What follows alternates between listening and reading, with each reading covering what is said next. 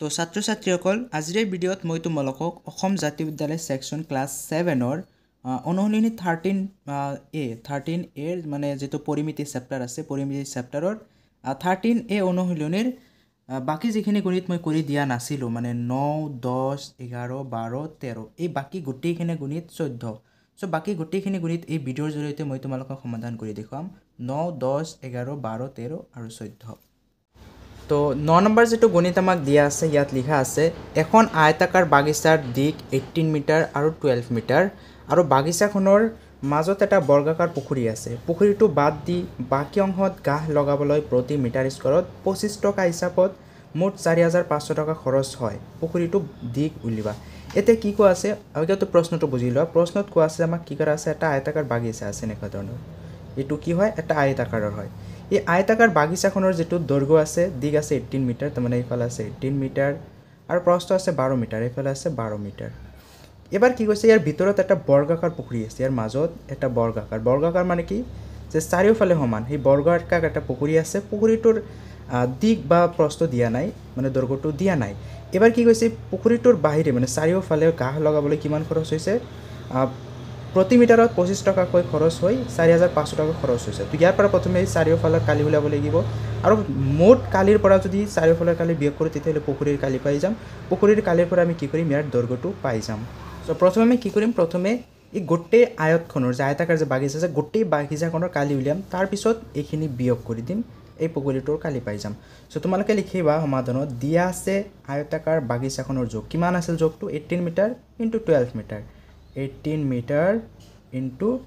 12 metre ইমানখিনি যোগ দিয়া আছিল তেতিয়াহলে আয়তাকাৰ বাগিচাখনৰ কালিটো উলাই লোৱা কাৰণ কালি মাক লাগিব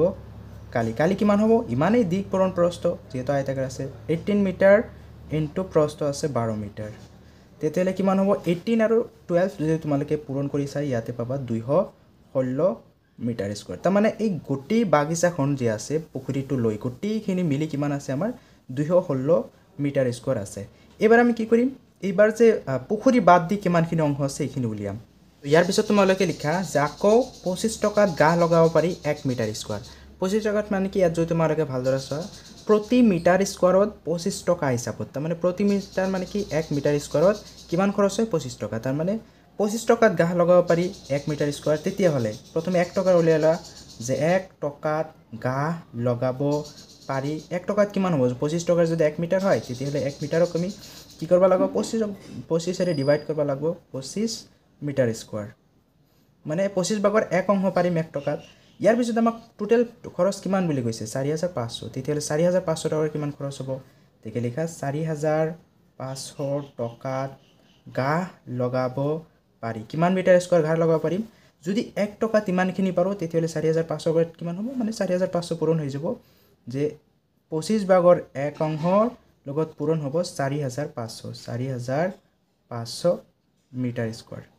ইমান মিটাৰ স্কয়াৰ গাহ আমি লগাব পাৰিম তেতিয়া কটাকটি কৰিব পাৰা তোমালোকে মানে 4500 এফালে আমি হৰণ কৰিব লাগিব 25 এইটো 21 নহয় এইটো 25 তে এইটো ফুল 25 সেবাৰ হৰণটো কৰিছা তাৰ মানে ওপৰত কিমান আহিছে 4500 আৰু তলত আহিব 25 মিটাৰ স্কয়াৰ তোমালোকে যদি 25 এৰে 4500 হৰণ কৰা তো ইয়াতে তোমালোকে পাবা 180 মিটাৰ স্কয়াৰ এইবাৰ স্যাৰ তাৰ মানে এই পুখুৰীটো বাদ দি গটেইখিনিৰ যেটো বাকি অংশ আছে এইখিনি কালি কিমান পাইছো 180 মিটাৰ স্কয়াৰ সো এতিয়া তলতে লিখি দিয়া যে এতিয়া পুখুৰীটো বাদ দি বাগিচাখনৰ কালি কিমান পালো আমি 180 মিটাৰ স্কয়াৰ পুখুৰীটো বাদ দি আমি কিয় গলো কাৰণ গাহ ক'ত লগাইছিল পুখুৰীত লগা নাই মই যদি গ্ৰাফটো চা এই পুখুৰীটোত লগা নাই পুখুৰীৰ চাৰিওফালে লগাইছিল হয় নাই চাৰিওফালে লগাইছিল তেতিয়ালে চাৰিওফালৰ কালি মান কিমান পালো 180 মিটাৰ স্কয়াৰ এই গোটেই বাগিচাখনৰ কালি কিমান পাইছো আমি 216 মিটাৰ পাইছো সো 216 মিটাৰ পৰা যদি বাগিচাখনৰ কালি উলাই বিয়োগ কৰি দিতে হলে পুখুৰী কালি পাই যাম ডাঙৰ পৰা যদি ইমানখিনি বিয়োগ কৰি দে পুখুৰীৰ কালিটো থাকি যাব তো এবাৰ আমি এইখিনি কৰিম পুখুৰীৰ কালি উলিয়াম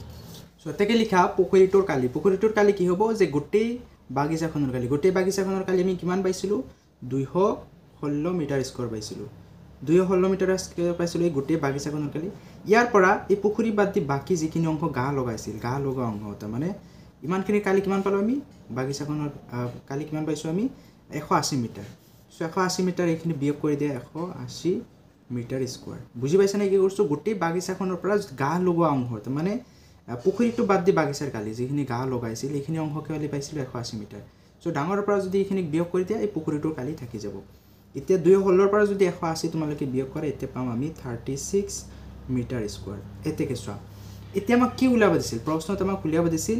যে এই যিটো পুখুৰী আছে পুখুৰীটোৰ এটা বাহুৰ দৈৰ্ঘ্য এটা মানে বৰ্গ আকাৰে মানে এইটো বাহুৰ দৈৰ্ঘ্য যিমান হ'ব এইটো মানে চাৰিটা একেই হ'ব চ' 36ক কি আমাক কি আছিল মানে এই বৰ্গৰ কালিৰ সূত্ৰ কি আছিল বৰ্গৰ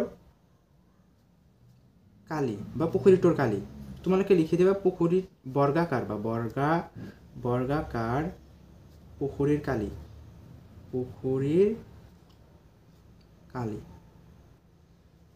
কালি কিমান পাইছো আমি 36 মিটাৰ স্কোৱাৰ এতে কি কোৱা পুখুৰীত বৰ্গাকাৰ যেহেতু হৈছে মানে কি ইয়াৰ সূত্ৰ কি আছিল দিক স্কোৱাৰ দৈৰ্ঘ্য স্কোৱাৰ মানে কিমান পাইছো আমি 36 মিটাৰ স্কোৱাৰ কাৰণ বৰ্গৰ কালি ওলাৰ সূত্ৰটো এইটোৱে দিক স্কোৱাৰ এবাৰ চা এইফালে দৈৰ্ঘ্য স্কোৱাৰ মানে কি দিগৰ লগত স্কোৱাৰ আছে সেই দিগৰ পৰা যদি আমি স্কোৱাৰটো উঠাই দিওঁ এইফালৰ পৰা যদি স্কোৱাৰ উঠাই দিওঁ সমানচিনৰ এফালে কি হ'ব এটা ৰুট ওভাৰ আহিব হয়তো তোমালোকে পাইছা নে নাজানো 36 মিটাৰ স্কোৱাৰটো এতে দি দিছোঁ মই চা এবাৰ কি হ'ব চা দিকটো এতে ৰাখি দিছোঁ মই এই ৰুট ওভাৰ মানে কি বৰ্গমূল মানে কি 36ক কেনেকৈ ভাঙিব পাৰি 36ক চোৱা 6 পূৰণ 6 6 গুণ 36 যদি তাৰমানে দুটা একেই জাতীয় সংখ্যাৰে পূৰণ কৰিব লাগিব যেটো এইটো সংখ্যা পাওঁ আমি চ' 36ক কেনেকৈ ভাঙিব পাৰোঁ 6 গুণ 36 তাৰমানে ইয়াতে কিবা আহিব যে ৰুট ওভাৰৰ ভিতৰত এনেকৈ আহিব যে 6 পূৰণ 6 লগতে থাকিব মিটাৰ স্কোৱাৰ এতিকে আছে দিকটো আমি কিমান পাম নহ'লে দিক ইকুৱেল টু দুটা 6ৰ পৰা যদি ৰুট ওভাৰ বাহিৰ কৰোঁ দুটা জোৰৰ পৰা এটা বাহিৰ কৰিব পাৰোঁ বুজি পাইছা দুটা 6 আছে 6 এটা বাহিৰ কৰিলোঁ m দুটা আছে m এটা থাকি যাব বুজি পাইছা ৰুট ওভাৰৰ ভিতৰত দুটা থাকিলে সদায় এটা ল'ব লাগে বাহিৰত যদি ওলাও তাৰমানে এইটো বৰ্গমূল বুলি কয় তাৰমানে এই যিটো পুখুৰী আছিল আমাৰ এই পুখুৰীটোৰ কালি পাইছিলোঁ আমি 36 সেন্টিমিটাৰ তাৰমানে ইয়াৰ যিটো এটা বাহুৰ দৈৰ্ঘ্য এইটো হ'ল আমাৰ 6 মিটাৰ এইটো বাহু 6 মিটাৰ এইটো বাহু 6 মিটাৰ এইটো বাহু 6 মিটাৰ তো এবাৰ আমি 10 নম্বৰ কোৱেশ্চনলৈ আহিছোঁ 10 নম্বৰ কোৱেশ্চনত আমাক দিয়া আছে এখন আয়তাকাৰ খেলপথাৰ 110 মিটাৰ দীঘল আৰু 75 মিটাৰ বহল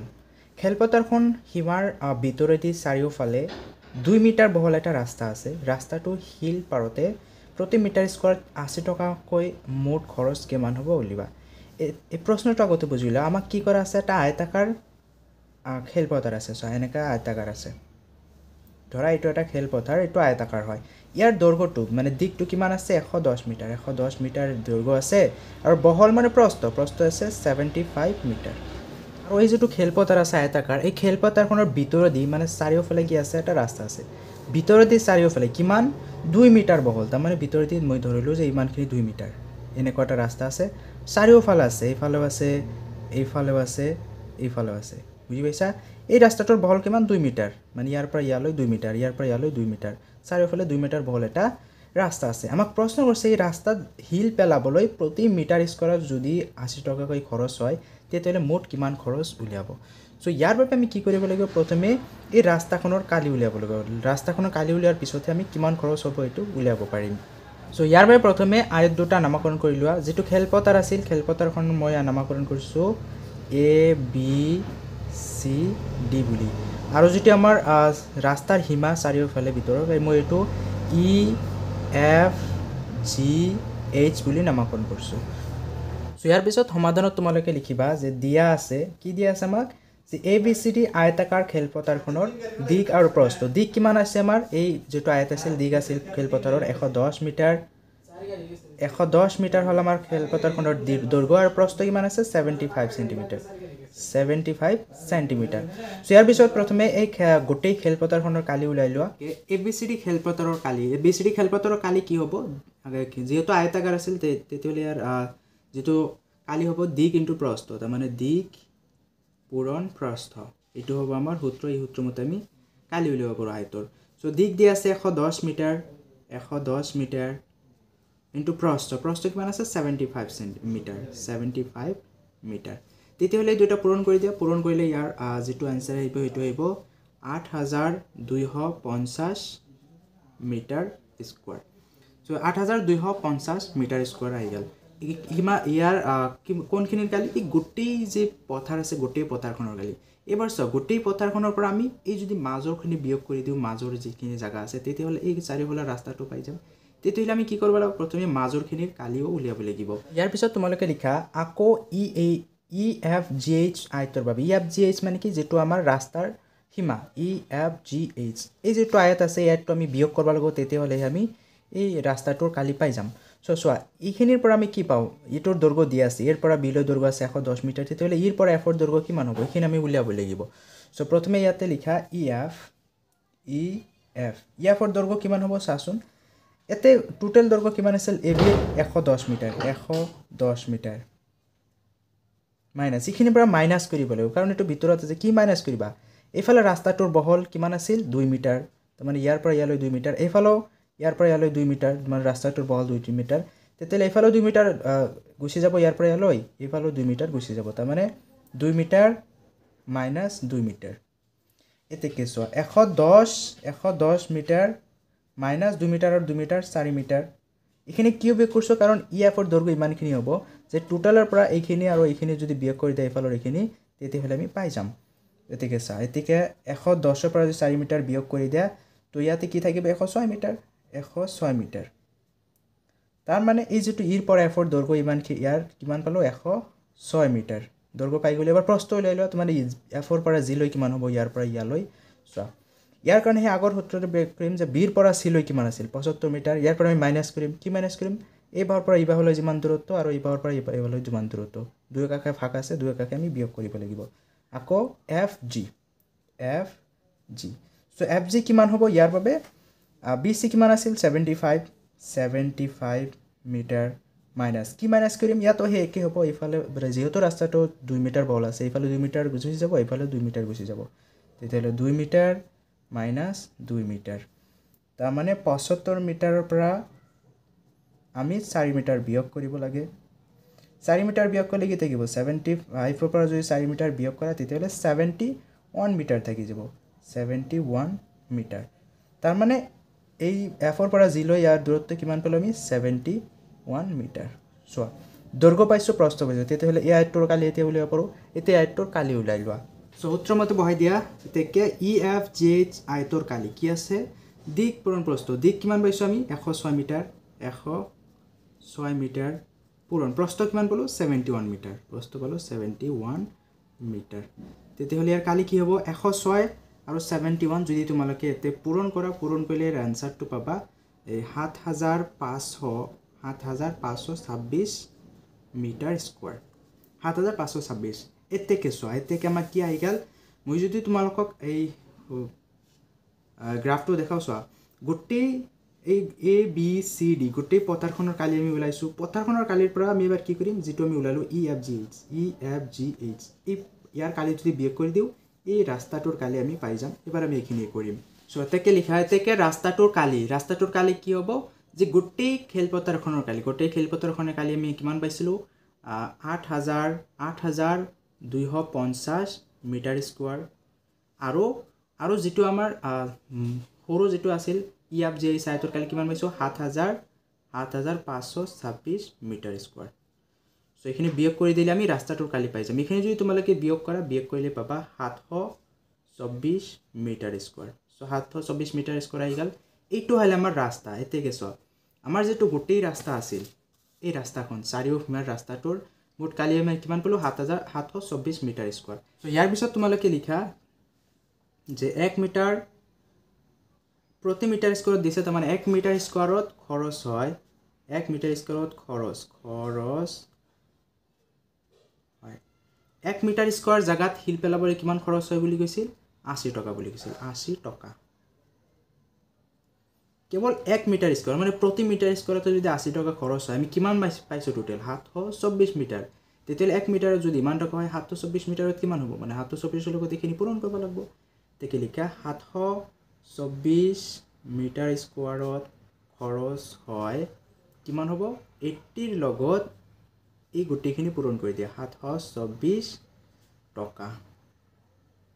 এই গোটেইখিনি পূৰণ কৰিছা জুমাদলকে যদি পূৰণ কৰা পূৰণ কৰিলে ইয়াৰ আনসাৰটো পাবা 5000 57,920 টকা তাৰমানে আমাৰ এনসাৰটো কি হ'ব 57,920 টকা তাৰমানে এই যেটো ৰাস্তা আমাক দিয়া আছিল এই ৰাস্তাটোৰ চাৰিওফালে যেটো ৰাস্তা আছিল ৰাস্তাটোত হিল পেলাবলৈ আমাক টোটাল ইমানখিনি খৰচ আহিব 57,920 টকা খৰচ এটা আহি যাব সো ইয়াৰ পিছত আমি 11 নম্বৰ অংক লৈ আহিছো 11 নম্বৰ অংকত দি আছে এখন আয়তাকাৰ পাৰ্ক 50 মিটাৰ দীঘল আৰু 35 মিটাৰ বহল পাৰ্কখনৰ সীমাৰ বাহিৰেদি চাৰিওফালে 2.5 মিটাৰ বহল এটা পথ আছে পথটো নিৰ্মাণ কৰোঁতে প্ৰতি মিটাৰ স্কোৱাৰত 120 টকাকৈ মুঠ খৰচ কিমান হ'ব এতেকে প্ৰথমে প্ৰশ্নটো বুজি লোৱা আমাক কি দি আছে এখন আয়তাকাৰ পাৰ্ক দি আছে মই ধৰিলো যে এইটো আমাৰ পাৰ্ক হয় এইটো কি আকাৰৰ আয়তাকাৰৰ পাৰ্ক হয় এই আয়তাকাৰ পাৰ্কখনৰ দিক দিয়া আছে সা পাৰ্কখন দীঘল 50 মিটাৰ দীঘল ইয়াৰ পৰা 50 মিটাৰ এফালে আছে 50 মিটাৰ দীঘল আৰু প্ৰস্থ বহল 35 মিটাৰ ইয়াৰ পৰা ইয়ালৈ আছে 35 মিটাৰ 35 মিটাৰ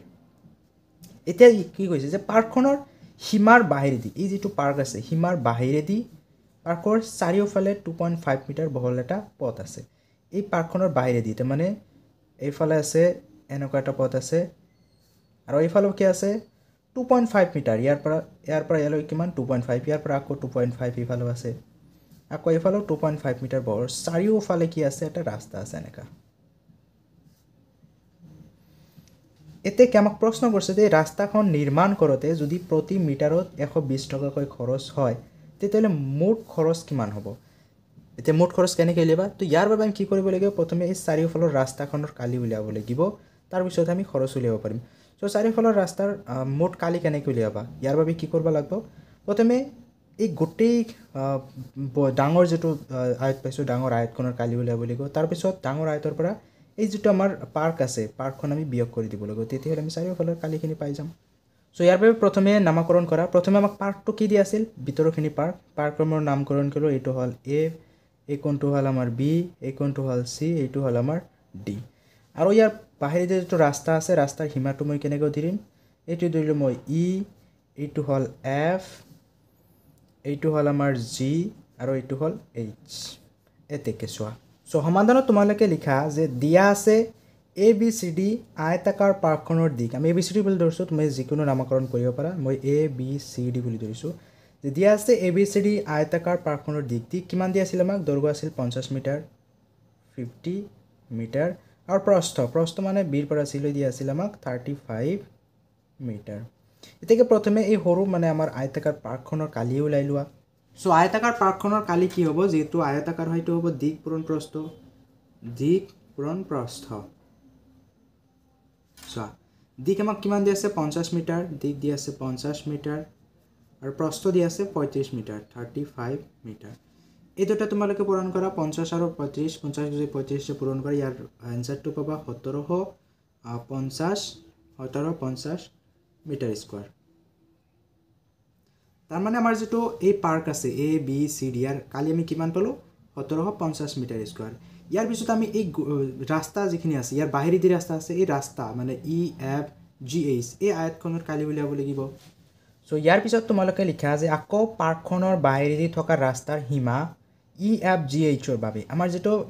পাৰ্কৰ বাহিৰে ৰাস্তাটো ক'ত আছিল পাৰ্কৰ বাহিৰে আছিল এটো পাৰ্ক আছিল পাৰ্কৰ বাহিৰেদি ৰাস্তা আছিল না পাৰ্কৰ যেটো সীমা আছে সীমাৰ বাহিৰৰ ফালে এই বাহিৰৰ ফালে যেটো ই এফ জি এইচ এই ডাঙৰ আয়তৰ বাবে আমি কি ল'ব পাৰো আয়তৰ বাবে প্ৰথমে ইৰ পৰা এফ লৈ কিমান হয় দূৰত্বটো উলাই লোৱা ই এফ কোৱাচোন ইৰ পৰা ই পৰা এফ লৈ দূৰত্ব কিমান হ'ব ইয়াৰ পৰা আমি কেনেকৈ উলিয়াব পাৰিম যে এৰ পৰা বিৰ দূৰত্ব কিমান আছিল 50 মিটাৰ 50 মিটাৰতকৈ কিমান বেছি ই আৰু এফ যেহেতু বাহিৰত আছে ইয়াৰ পৰা ইমানখিনি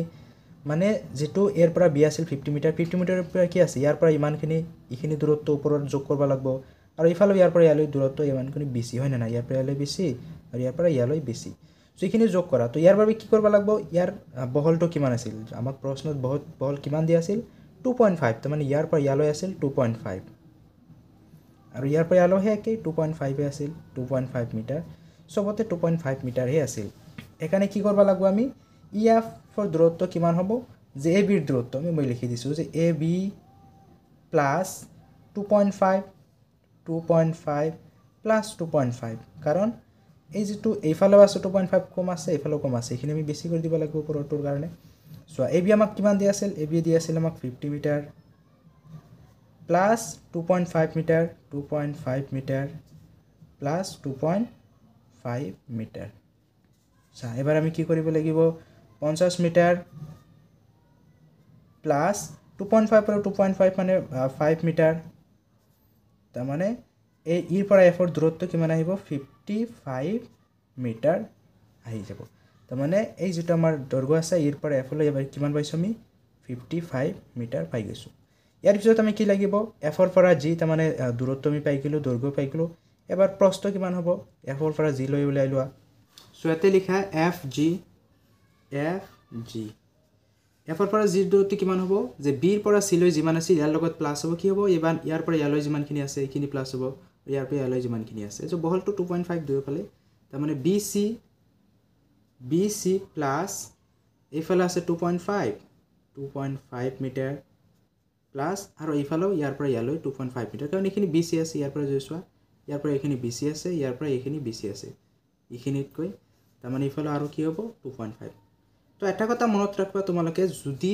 আয়তাকাৰ যদি বাগিচা দিয়া থাকে পথাৰ দিয়া থাকে বাহিৰেদি যদি সীমাৰ বাহিৰেদি ৰাস্তা থাকে প্লাস কৰিব লাগিব সীমাৰ ভিতৰেদি থাকিলে আগটো যেনেকা ভিতৰ দি আছিল তেনেকা থাকিলে মাইনাস কৰিব লাগিব সো এখিনি মনত ৰাখিবা সো BC আমাক কিমান দি আছিল BC দি আছিল 35 মিটাৰ মানে 35 মিটাৰ প্লাস 2.5 আৰু 2.5 মানে 5 মিটাৰ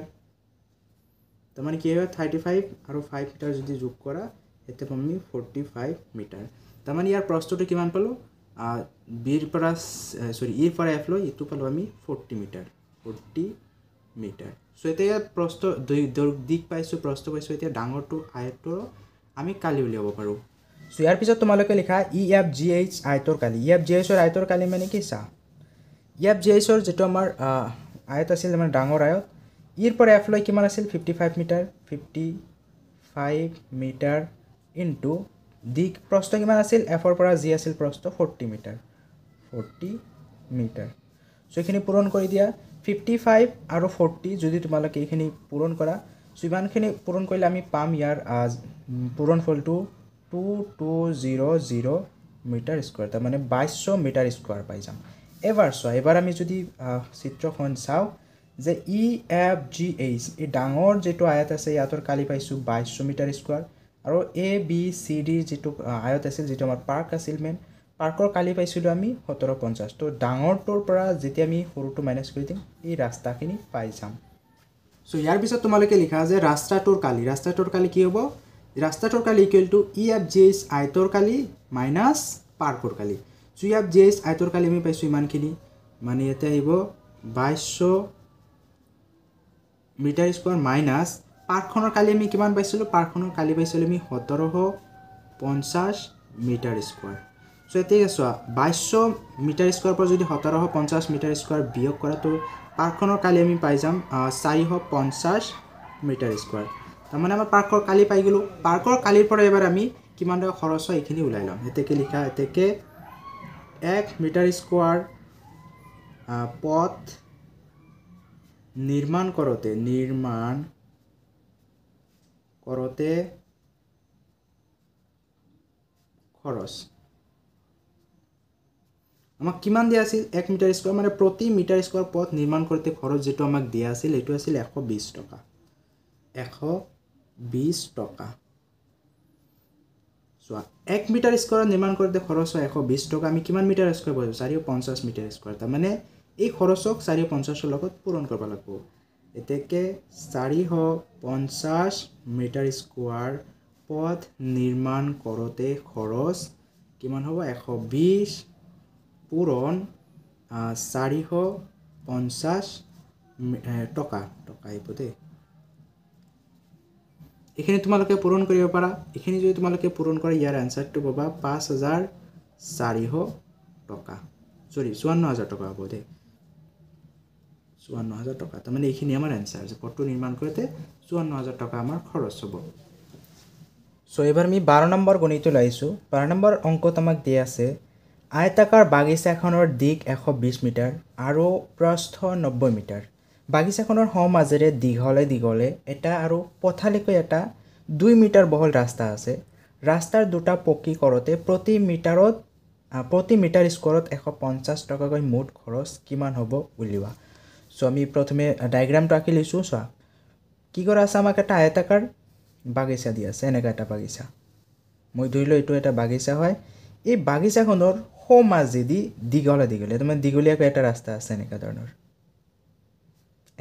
এটা ৰাস্তা আছে এই ৰাস্তাটোৰ বহল কিমান বুলি কৈছে ৰাস্তাটো 2 মিটাৰ বহল তাৰমানে ইয়াৰ পৰা ইয়ালৈ যেটো দূৰত্ব আছে সেইটো আছে 2 মিটাৰ বুজি পাইছে ইয়াৰ পৰা ইয়ালৈ 2 মিটাৰ সবতে 2 মিটাৰ আৰু এটা ৰাস্তা কেনেকৈ আছে পথালিকৈ আৰু এটা ৰাস্তা আছে হিও 2 মিটাৰ পথালিকৈ মানে কি এফালে এটা আছে এফালে এটা ৰাস্তা আছে ইয়াৰ যেটো বহল আছে 2 মিটাৰ মানে ইয়াৰ পৰা ইয়ালৈ দূৰত্ব ইয়াতেও 2 মিটাৰ আছে এতিয়া আমাক প্ৰশ্ন কৰিছে এই যে দুটা ৰাস্তা বনাইছে এই ৰাস্তা দুটা বনাওতে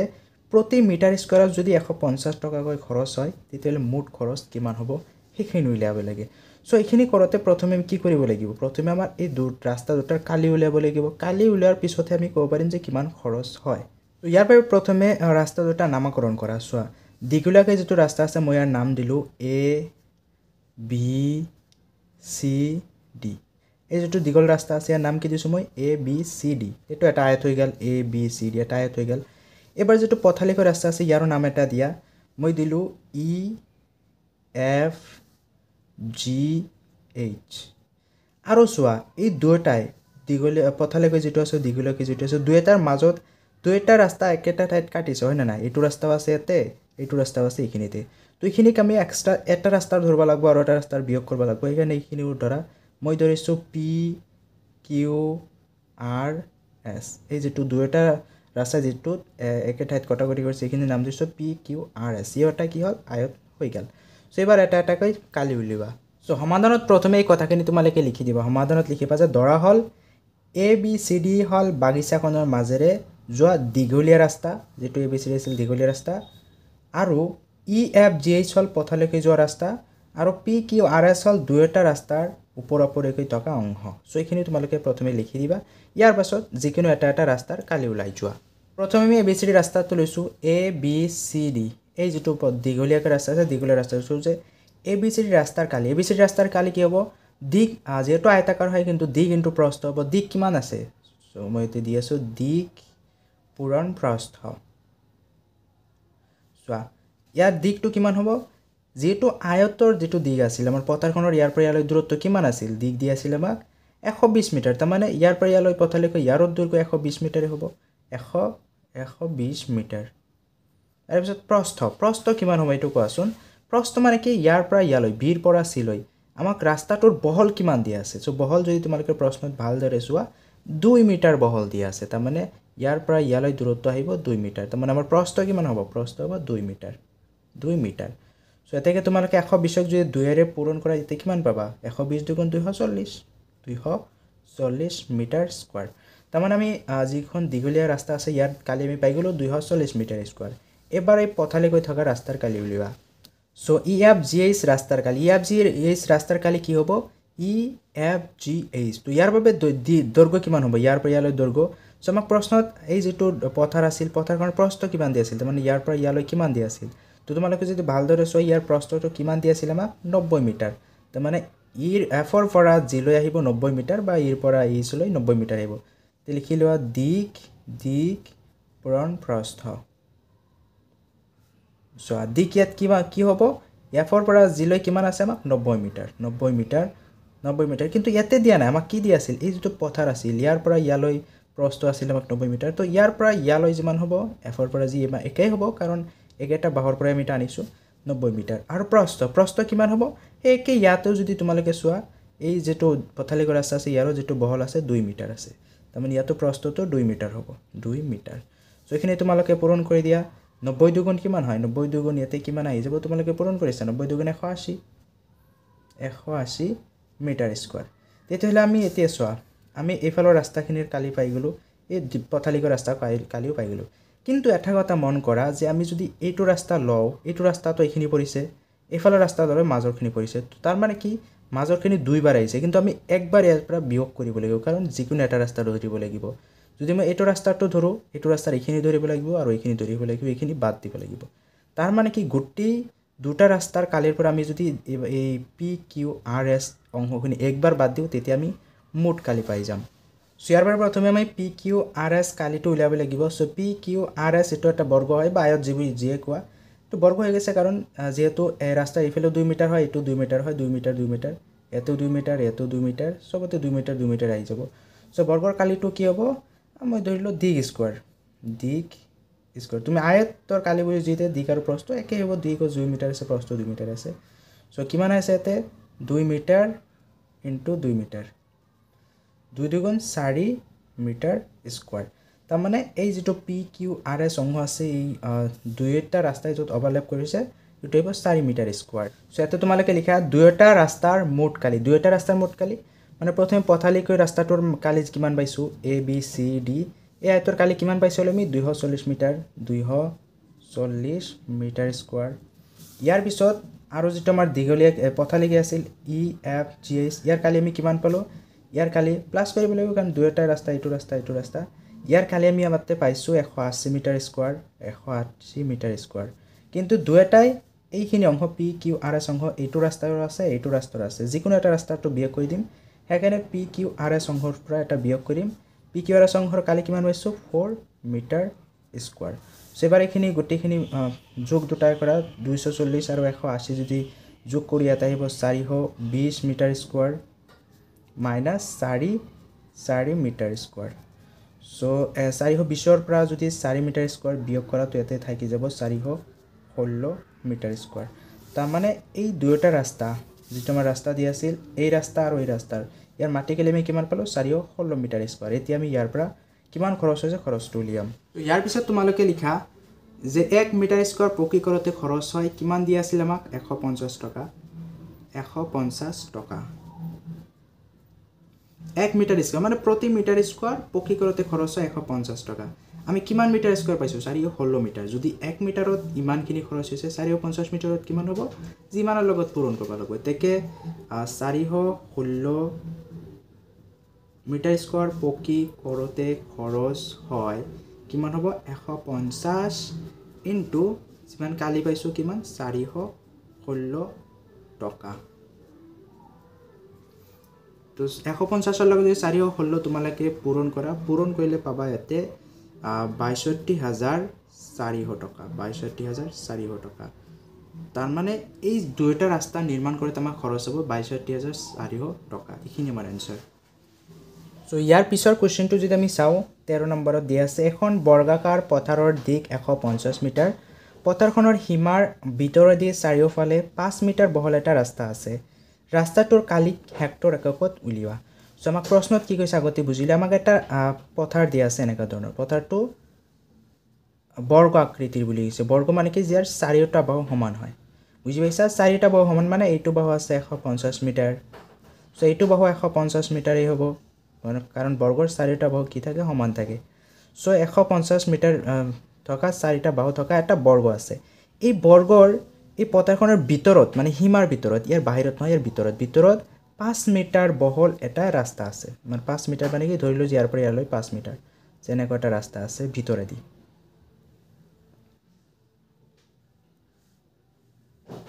এনেকুৱা এটা ৰাস্তা আছে এই ৰাস্তাটো যে আছে মানে ভিতৰখিনি বাদ দিয়ে যে ৰাস্তা আছে ইয়াৰ পৰা ইয়ালৈ এই ৰাস্তাখিনি গোটেই ৰাস্তাখিনিৰ কালি কিমান হ'ব আমি হেক্টৰ এককত উলিয়াব লাগে সো ইয়াৰ বাবে তোমালোকে কি কৰিব লাগিব প্ৰথমে এই যেটো পথাৰ আছে পথাৰখনৰ কালি উলিয়াব লাগিব পথাৰখনৰ কালি উলিয়াই কিনে ভিতৰৰ জায়ত আছে এই বৰ্গ আছে এই বৰ্গটোৰ কালি বিয়োগ কৰিব লাগিব ডাঙৰ পথাৰখনৰ কালিৰ পৰা এই সৰু পথাৰখনৰ কালি যেতে বিয়োগ কৰিবা এই চাৰিওফালৰ খানি থাকি যাব চাৰিওফালৰখিনি মানে কি ৰাস্তাখিনিৰ কালি আমি পাই যাম সো প্ৰথমে নামকৰণ কৰিলো যেটো পথাৰ আছিল মই পথাৰৰ নাম ধৰিলো যে এ বি সি ডি আৰু যেটো ভিতৰৰ পথাৰ যেটো আমি পালো আয়ত পালো বৰ্গ পালো ইয়াৰ নাম দিছো মই ই এফ জি এইচ তো এবাৰ প্ৰথমে এ বি সি ডি বৰ্গটোৰ কালি উলাই লোৱা সো সমাধানত তোমালোকে লিখা যে দিয়া আছে এ বি সি ডি বৰ্গৰ দিক এ বি সি ডি এই বৰ্গৰ দিকটো কিমান আছে 150 মিটাৰ 150 মিটাৰ এতেকে এ বি সি ডি বৰ্গৰ কালিটো উলাই লোৱা কালি কিমান হ'ব যেহেতু বৰ্গ হয় বৰ্গৰ কালিৰ সূত্ৰ কি আছিল বৰ্গৰ কালিৰ সূত্ৰ আছিল দিক স্কয়াৰ সো দিক কি আছে আমাক 150 মিটাৰ স্কয়াৰ তাৰ মানে কি 150 মিটাৰ দুইবাৰ আছে স্কয়াৰ মানে কি দুইবাৰ আছে 150 মিটাৰ পূৰণ 150 মিটাৰ তোমালোকে যদি 150 আৰু 150 এতে পূৰণ কৰিছা তেতিয়াহলে পাবা 22500 মিটাৰ স্কয়াৰ তাৰ মানে এই যেটো পথাৰ আছিল আমাৰ এ বি সি ডি পথাৰখনৰ কালি হল 22500 মিটাৰ স্কয়াৰ এতিয়া ই এফ জি এইচ এই পথাৰখনৰ কালি উলাই লোৱা সো ইয়াৰ পিছত তোমালোকে লিখা আকৌ ই এফ জি এইচ বৰ্গৰ কালি ই এফ জি মানে কি যেটো আমাৰ সৰু বৰ্গ আছে ভিতৰত এই বৰ্গটোৰ বাবে আমাক প্ৰথমে ই পৰা এফ মানে এটা বাহুৰ দৈৰ্ঘ্য লাগিব এটা বাহুৰ দৈৰ্ঘ্য কিমান হ'ব তোমালোকে চোৱা মই ধৰিলো ই এফ বাহু ধৰিলো ই এফ বাহুৰ দৈৰ্ঘ্য আমাক লাগে ই এফ বাহুৰ দৈৰ্ঘ্য কিমান হ'ব আমাক তো দিয়া নাই আমাক কি দি আছিল এ বি ৰ দৈৰ্ঘ্যহে দি আছিল এ পৰা বি লৈ আছিল 150 মিটাৰ তুমি চোৱা এই যেহেতু এ বি ৰ ভিতৰত আছে তাৰ মানে এ বি তকৈ কিমান সৰু আছে চা ইয়াৰ পৰা ইমানখিনি আৰু ইয়াৰ পৰা ইমানখিনি আছে ইখিনি নাই তাৰ মানে এ বি ৰ পৰা ইয়াৰ এইখিনি আৰু এইখিনি যদি বিয়োগ কৰা তেতিয়াহলে ই এফ পাই যাম ই এফ মানে কি যে প্ৰথমে এ বি মাইনাস এ বিৰ পৰা কি মাইনাস কৰিব লাগিব ইয়াৰ পৰা ইয়ালৈ তাৰ মানে এটো ৰাস্তাটোৰ বহল কিমান আছিল ৰাস্তাটোৰ বহল আছিল 5 মিটাৰ মাইনাস হেফালো কি হ'ব ইয়াৰ পৰা ইয়ালৈ এফালো ৰাস্তাৰ বহল 5 মিটাৰ আছিল এফালো আমি 5 মিটাৰ বিয়োগ কৰিব লাগিব সো এতে এ বিৰ দৈৰ্ঘ্য আছিল আমাক 150 মিটাৰ মাইনাস 5 মিটাৰৰ 5 মিটাৰ মানে 10 মিটাৰ 10 মিটাৰ ইয়াৰ পিছত 150 ৰ পৰা যদি 10 মিটাৰ বিয়োগ কৰি দিয়ে তে তোমালোকক পাই যাবা 140 মিটাৰ তাৰ মানে আমি এই যেটো সৰু বৰ্গ আছিল আমাৰ সৰু বৰ্গৰ দৈৰ্ঘ্যটো কিমান পালো ইৰ পৰা এফ লৈ 140 মিটাৰ বা এফৰ পৰা যেহেতু বৰ্গ গোটেইকেইটা বাহু একেই হ'ব গোটেইকেইটাৰ দৈৰ্ঘ্য হ'ব 140 মিটাৰ স্কয়াৰ এতেকে সৰু বৰ্গৰ কালি উলাই লোৱা এতেকে ই এফ জি এইচ বৰ্গৰ কালি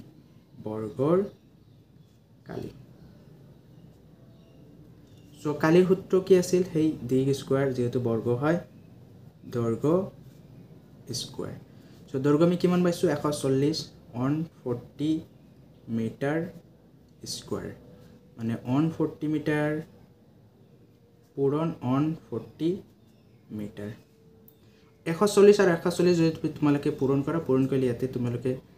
ইয়াৰ আনসাৰটো পাবা 19600 মিটাৰ স্কয়াৰ তাৰ মানে সৰু বৰ্গটোৰ কালি আহিব 19600 মিটাৰ স্কয়াৰ সো ইয়াৰ পিছত লিখা যে ৰাস্তাটোৰ কালি কি হ'ব যে পথাৰখনৰ কালি মানে কি এ বি সি ডি বৰ্গৰ কালি এ বি সি ডি বৰ্গৰ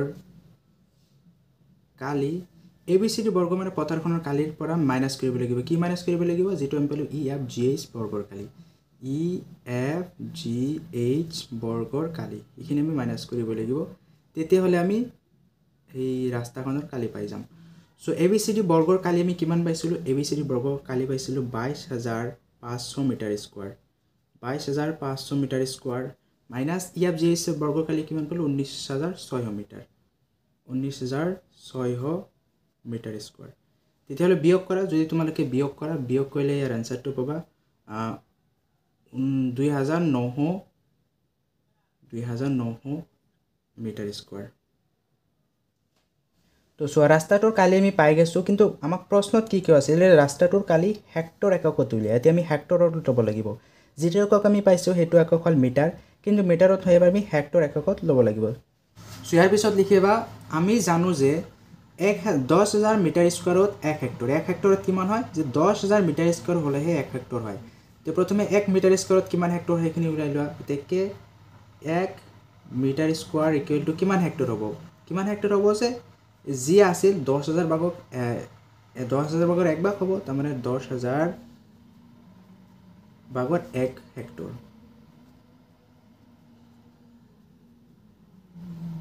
ইয়াৰ পিছত আমি কিমান মিটাৰ স্কয়াৰ পাইছিলো হি মিটাৰ স্কয়াৰ লগত পূৰণ কৰিব লাগিব আমি কিমান পাইছিলো এতেকে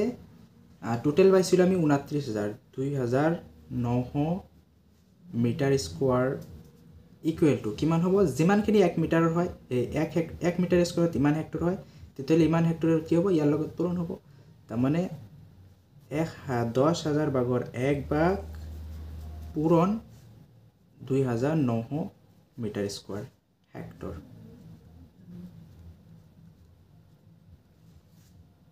এতেকে চোৱা এই শূন্য এই শূন্য এই শূন্য এই শূন্য কেঞ্চেল কৰিব পাৰোঁ এতিয়া থাকি কি গ'ল ওপৰত থাকিল 23 ওপৰত থাকিল 29 আৰু তলত থাকিল 100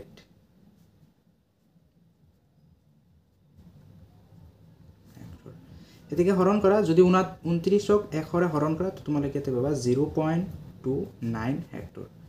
তাৰমানে এই যেটো আমাৰ আনসাৰ আছিল সেই আনসাৰটো আহিব 0.29 হেক্টৰ তো এবাৰ আমি একদম শেষৰ কোৱেশ্চনত আহিছো 14 নম্বৰ কোৱেশ্চন 14 নম্বৰত দিয়া আছে এখন মেজৰ উপৰি ভাগত আয়তাকাৰ 3 মিটাৰ আৰু 2 মিটাৰ জোখৰ এখন টেবুল কভাৰেৰে মেজখন উপৰি ভাগ ঢাকতে চাৰিওফালে টেবুল কভাৰখন 25 সেন্টিমিটাৰ ওলমি থাকিল মেজৰ উপৰি ভাগৰ কালি উলিবা ইতে কি কৈছে আমাক এটা টেবুল দিয়া আছে আয়তাকাৰৰ এনেকুৱা এটা টেবুল আছে এই টেবুলখনত কি কৰা আছে এটা কভাৰ ওপৰৰ পৰা পেলাই দিছে ওপৰৰ পৰা যেতিয়া টেবুল কভাৰ দিয়া আছে দিয়াৰ পিছত কি কৰা আছে দুয়োফালে তাৰমানে কি হৈছে টেবুলৰ দুয়োফালে মই ধৰিলো এনেকা ধৰণৰ ইমানখিনি বেছিক হৈ আছে উলুমি তলফালে উলুমি আছে বুজি পাইছা এনেকা সো টেবুলখনৰ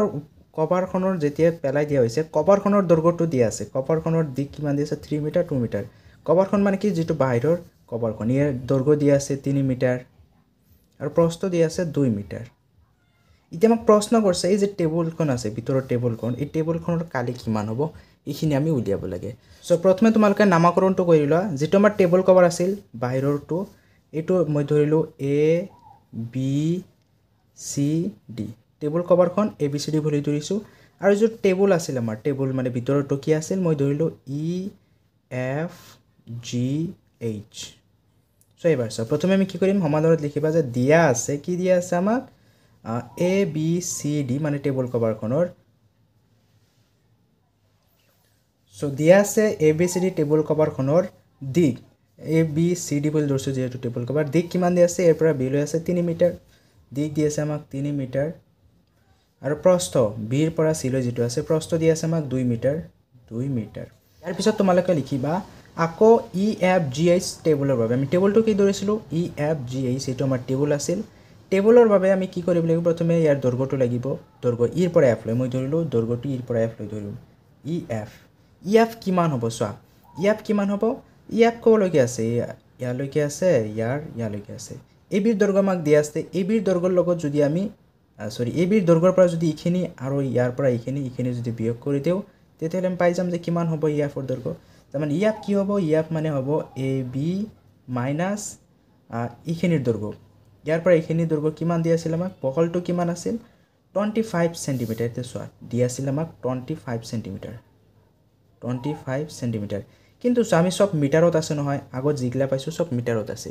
কিন্তু এটোত আমি মিটাৰ সেন্টিমিটাৰত ৰাখিব নোৱাৰো এটো মিটাৰত ল'ব লাগিব সো 25 সেন্টিমিটাৰৰ পৰা মিটাৰত লোৱা মিটাৰত কেনেকৈ ল'বা দিস 25 সেন্টিমিটাৰ যদি 100ৰে হৰণ দিও আমি মিটাৰত লৈ যাব পাৰো সো 25ক 100ৰে হৰণ কৰিলে কি আহি যাব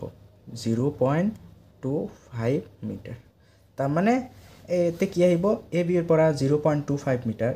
0.25 মিটাৰ মাইনাস সোয়া এইফালে আছে 0.25 এইফালৰ ৰাস্তা আছে এইফালৰ বহল কিমান হে কি 0.25 মিটাৰই হ'ব 0.25 মিটাৰ তাৰ মানে কি হ'ব এ বিৰ দৈৰ্ঘ্য আমি কিমান পাইছো সোয়া এৰ পৰা বিৰ দৈৰ্ঘ্য পাইছো 3 মিটাৰ তাৰ মানে 3 মিটাৰ মাইনাস 0.25 আৰু 0.25 যদি যোগ কৰো দুটাই মাইনাসত আছে তেতিয়ালে কি হ'ব 0.50 মিটাৰ তাৰ মানে 3 মিটাৰৰ পৰা 0.50 মিটাৰ যদি বিয়োগ কৰি দিয়া তেতিয়ালে এতে পাম 2.5 মিটাৰ তাৰ মানে আমি ইয়া পাই গলো এৰ পৰা এফ ইমান কিমান পালো 2.5 মিটাৰ ইয়াৰ পিছত আকৌ এফ ৰ পৰা জি মানে এইটো বাহু লাগিব বা এইটো বাহু একেই কথা এফ ৰ পৰা জি ওলাইছো যে F G so F G কিমান হ'ব এফ জিৰ ক্ষেত্ৰতে যদি চাও বি ৰ পৰা সি লৈ দৈৰ্ঘ্য দিয়া আছে বি ৰ পৰা সি লৈ দৈৰ্ঘ্য দিয়া আছে মানে কি ইয়াৰ পৰা ইখিনি বিয়োগ কৰিব লাগে আৰু ইয়াৰ পৰা ইখিনি বিয়োগ কৰিব লাগে ইখিনি আমাৰ দৰকাৰ নাই ইয়াৰ পৰা ইখিনিও দৰকাৰ নাই তাৰ মানে বি সি মাইনাস কিমান হ'ব এফালৰ দৈৰ্ঘ্য হে একেই আছে ৰাস্তাটোৰ বহল আছিল 0.25 মিটাৰ মাইনাস এফালৰ 0.25 মিটাৰ তাৰ মানে কিমান আহি যাব বিসি ৰ দৈৰ্ঘ্য আমাক কিমান দিয়া আছিল বিসি দিয়া আছিল আমাক 2 মিটাৰ সো 2 মিটাৰ মাইনাস 0.25 আৰু 0.25 দুটা কিমান হ'ব 0.50 মিটাৰ তাৰমানে 2 মিটাৰৰ পৰা যদি আধা মিটাৰ বাদ দিয়ে ইয়াতে থাকিব 1.50 মিটাৰ তো এতেকে আমি যেটো আমাৰ আয়ত আছিল সৰু আয়ত তাৰমানে টেবুলখনৰ দৈৰ্ঘ্য পাই গলো টেবুলখন কিমান দৈৰ্ঘ্য যে টেবুলৰ দৈৰ্ঘ্য আছে 2.5 মিটাৰ আৰু প্ৰস্থ আছে 1.5 মিটাৰ সো এতিয়া আমি ইয়াৰ কালি বুলি ক'ব পাৰো সো এতেকে লিখা যেতেকে EFGH টেবুলখনৰ কালি টেবুলখন আছিল EFGH তো ইয়াৰ কালি এতে কি হ'ব সো প্ৰথমে যেটো আয়ত আছে কি লাগিব আমাৰ সূত্ৰ আছিল দিক পূৰণ প্ৰস্থ এই সূত্ৰত আমি উলিয়াম সো দিক আমাক কি দি আছে ইৰ পৰা f লৈ আছে 2.5 মিটাৰ ইনটু প্ৰস্থ কিমান পাইছিলো প্ৰস্থ পাইছিলো b ৰ পৰা f ৰ পৰা 1.5 মিটাৰ তাৰ মানে 2.5 আৰু 1.5 যদি তোমালোকে পূৰণ কৰি চাব পাৰা 2.5 1.5 তেতিয়াহলে 5 5 গুণ 25 ৰ 5 হাতৰ আহিল আমাৰ থাকিব 2 5 2 গুণ 10 আৰু 2 12 5 1 গুণ 5 আৰু থাকিব 2 1 গুণ 2 তাৰ মানে থাকিব 5 2 আৰু 5 7 1 আৰু 2 3 375 তাৰ মানে থাকিব 3 কেই গড় আছিল 1 গড় 2 গড় 2 গড় এফালে দশমিক আছিল 1 গড় 2 গড় এতে দশমিকটো হ'ব 3.75 মিটাৰ স্কয়াৰ তাৰ মানে আমাৰ যেটো এই টেবুল আছে টেবুলখনৰ কালি কি হ'ব 3.75 মিটাৰ স্কয়াৰ সো এতে মই শূন্য দুটা দিয়া নাই শূন্য দশমিকৰ এফালে শূন্য দিয়া আৰু নিদিয়া একে কথা সো মই শূন্যটো দিয়া নাই ডাইৰেক্টলি 3.75 মিটাৰ স্কয়াৰ হ'ব ইয়াৰ আনসাৰ